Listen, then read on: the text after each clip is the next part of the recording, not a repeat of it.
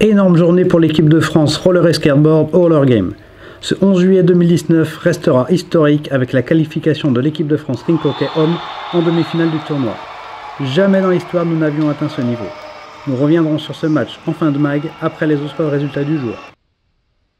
On démarre avec l'équipe de France féminine de rink hockey qui jouait son quart de finale contre l'Italie. Lors du dernier affrontement de ces deux équipes, l'Italie avait remporté le match dans les dernières minutes.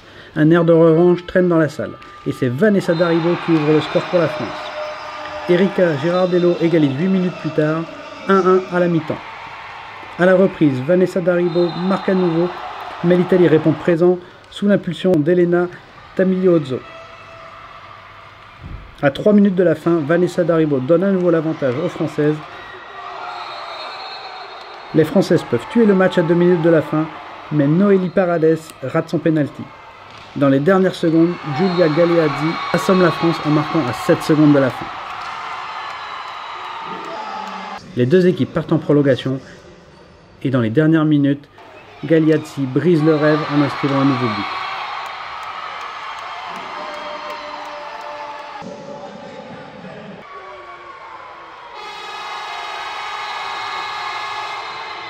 La France a touché du bout des doigts le rêve des demi-finales, l'émotion est très forte et toute la délégation a vibré derrière notre équipe. Le match a été l'un des moments les plus intenses en émotion depuis le début des Roller Games. Merci les filles.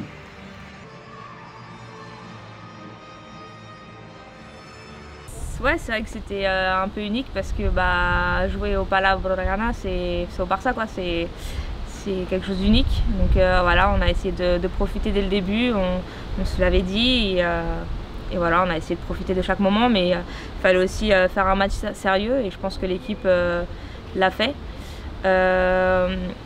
On passait toujours au-dessus d'elle, on marquait toujours un but et elle nous régalisait à chaque fois, donc c'était assez compliqué, c'était un match très physique. Mais l'engagement de l'équipe était sérieux, était dur, on a bien travaillé, on était solidaires et jusqu'à la fin on menait et il nous a manqué 7 secondes en fait, elles ont régalisé à 7 secondes de la fin et après en allant en prolongation c'était assez compliqué, elles ont marqué un but je sais pas, 50 secondes de la fin peut-être, 40 secondes du temps ajouté aux prolongations et du coup on perd 4-3 et c'est très dur parce que c'était pour aller en demi-finale, donc voilà, un peu déçu du résultat. Déçu, mais on reste fiers de l'équipe, de ce que tout le monde a fait. Je pense qu'on a montré que les Italiennes n'étaient pas plus fortes que nous. Maintenant voilà, c'est le jeu, c'est le sport, il fallait un gagnant, un perdant. Elles ont eu peut-être ce petit brin de chance et voilà. On est fiers de ce qu'on a fait et on va se battre encore pour gagner cette 5e place et on va montrer qu'on est content d'être là et qu'on a carrément notre place ici, quoi. Du côté de l'artistique, Ludivine Mal entrait en compétition avec son programme court. Le public est nombreux pour cette épreuve à Barcelone car c'est une véritable spécialité locale. En difficulté sur ses premiers sauts, Ludivine se rattrape sur ses pirouettes et se classe 15e avec 31,47 points. La compétition est dominée par les Italiennes Rebecca Tarlozzi avec 64,73 points et Laetitia Giroldi qui réalise 64,12 points. Changement d'ambiance avec le roller hockey du côté de Marbella où on retrouve l'équipe masculine qui affrontait l'Italie. La France ouvre le score et mène 1-0 avec le numéro 14 Pierre-Yves Albert, mais comme au rink hockey, l'Italie égalise rapidement. En confiance, l'Italien marque à nouveau à 2 reprises et mène 3-1 à la mi-temps. Sous pression, les Français réagissent pour revenir à 4-4 à la fin du temps réglementaire. Romain Ruth, un arrière, marque le but en or dès le début de ses prolongations après à peine 20 secondes. On le retrouve en interview. Bon, mais victoire contre l'Italie en quart de finale. Ça n'a pas été facile, on s'attendait à un match vraiment compliqué. C'est ce qui s'est passé. Alors, on est mené au score, 3-1, on réussit à revenir. 4-3, 4-4, prolongation. Voilà, on s'y attendait. Maintenant, on a fait le boulot, ça a été dur. C'est peut-être les 2 jours de repos qui ont fait qu'ils avaient plus de jambes que nous sur certains moments. Mais on a réussi quand même à répondre présent. Voilà, l'objectif est atteint encore, demi-finale. Maintenant, il faut continuer. On n'a pas le droit de lâcher, de perdre espoir. On sait que ça va être très dur. La demi-finale, ça risque d'être joué contre les États-Unis. Voilà, mais sur un match, tout est possible. On l'a vu aujourd'hui. Voilà, il faut continuer à se battre en équipe. Il y en a qui jouent plus, qui jouent moins. Les gardiens, ça tourne. tout le monde fait le boulot, donc il faut qu'on continue à jouer en équipe et aller essayer de gagner cette putain de demi-finale. Les Italiens sont assommés et éliminés. La France jouera les USA en demi-finale. A noter également le record de sélection qui a été battu par Renaud Crinier avec 173 sélections, impressionnant. Toujours en roller hockey, en quart de finale, les féminines perdent 3-0 contre les États-Unis. Un match difficile mais formateur contre une équipe qui domine cette discipline. En finale de classement, la France affrontera le Japon. Retournons à présent avec une vue sur le bord de mer pour les épreuves de vitesse course sur route. En vitesse, sur un tour, Mathilde Pedrono et Gwenda Lepivert résistent aux demi-finales et se qualifient. Malgré des départs difficiles, les Français disposent d'une belle pointe de vitesse pour remonter dans la dernière ligne droite. En finale, Mathilde termine 4e sans pouvoir trouver d'ouverture sur ce circuit virevoltant.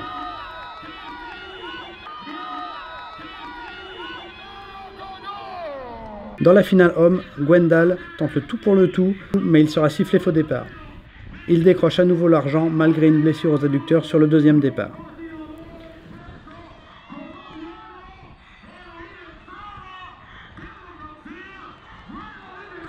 En junior femme, sur l'élimination, Alison Bernardi laisse passer le médaille de bronze à 100 mètres de la ligne d'arrivée après avoir lâché sa corde.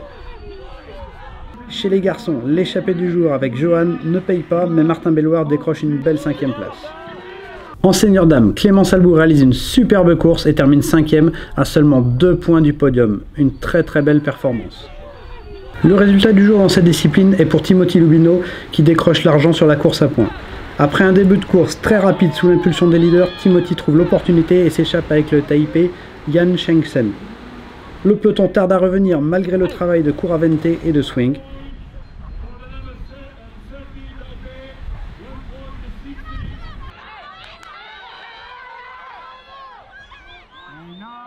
Nero tente sa chance sur la fin de course, mais Nolan protège intelligemment Timothy. À l'arrivée, Timothy, le médaillé du jour, nous livre ses émotions. Du coup, la course elle est partie, je sais pas trop comment elle est partie en fait, à vrai dire. J'étais un peu à fin fond du paquet parce que je suis parti assez loin sur la ligne de départ. Et après, je me suis retrouvé avec Nolan et Nolan il m'a dit que ses roues passaient pas aujourd'hui. Qu'il avait du mal à faire ce qu'il pouvait faire quoi, normalement. Du coup, il m'a dit qu'il fallait que j'y aille et je l'ai écouté. J'ai de la chance d'avoir un coéquipier comme ça. Ça fait longtemps que je tournais autour d'une médaille et c'est un peu dur de parler là parce que c'est quand tu sacrifies beaucoup de choses et pas forcément que moi, mes parents aussi, enfin tous mes proches sacrifient énormément pour moi et ça fait du bien de pouvoir concrétiser sur quelque chose pour eux du moins et puis pour moi surtout. Et ça me donne envie de continuer de faire des efforts parce que j'étais pas loin d'arrêter le roller et à un moment donné ça fait du bien de pouvoir récupérer ne serait-ce qu'un petit collier pour rentrer à la maison et être un peu fier de soi-même. Retour au Palau San Jordi avec le freestyle et notamment la médaille d'argent de Maëlys Conan. Dans l'épreuve de hauteur pure, elle réalise 1,25 m mais échoue à 1,30 m face à la Sénégalaise Awa Baldé. La performance du jour revient à Florian Petit-Colin qui remporte le rail avec un record du monde à la clé le jour de son anniversaire. Il démarre son concours à 1,40 m et passe facilement. À 1,60 m, le concours s'intensifie sérieusement entre les Français et les deux Sénégalais. Jean-Pierre Ngor terminera à cette hauteur. L'or se jouera donc entre Florian et Dame Paul. Le clan français pousse Florian Petit-Colin qui sur le premier saut passe 1,62 m. La pression est là, est-ce qu'il va passer 1,62 m? Il passe! Il va! Dame Paul réussit cependant à la même hauteur sur son deuxième essai. Le stress est à son max pour une barre en 1,67 m. Et ça passe à 1,62 m. Personne ne réussit à franchir cette dernière hauteur et Florian est donc sacré champion du monde avec un record du monde 1,62 m. On le retrouve en interview. Tout le monde. En tout cas merci à tous ceux qui ont suivi, qui ont encouragé ces derniers temps. Sur les réseaux, on a reçu plein de messages. Merci à la fédération aussi qui a mis en place beaucoup de choses pour qu'on puisse avoir le live ce soir. Et je pense que c'est une bonne chose pour notre sport. Maintenant, c'était une grosse bataille aujourd'hui avec les Sénégalais qui sont vraiment très forts. Le jump, c'est leur spécialité, on le savait. On les voit que sur les Roller Games. Donc on était très attendus, nous les Français ici. Aujourd'hui, j'arrive à gagner. Je suis content. Néanmoins, j'aurais préféré quand même avoir une barre de plus que lui.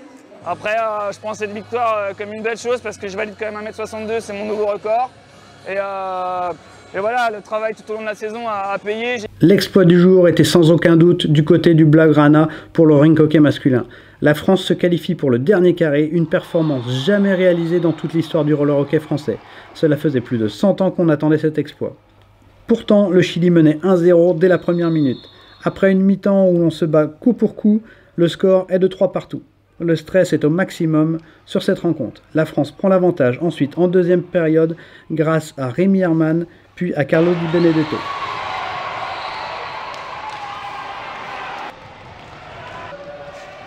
La France résiste et remporte ce match historique 5-4. On retrouve en interview Mathieu Leroux.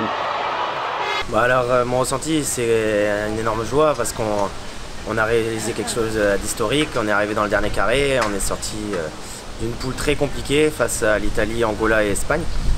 Donc forcément on est très content, on a réussi à sortir deuxième de cette poule et s'ouvrir un quart plus accessible que si on avait fini troisième ou quatrième. Et aujourd'hui on n'a pas fait notre meilleur match, on a gagné plutôt à l'envie qu'à la technique. Mais voilà, on a fait le travail, on s'est qualifié pour les demi-finales et maintenant le plus dur arrive et on va tout donner pour essayer d'aller décrocher la meilleure médaille possible.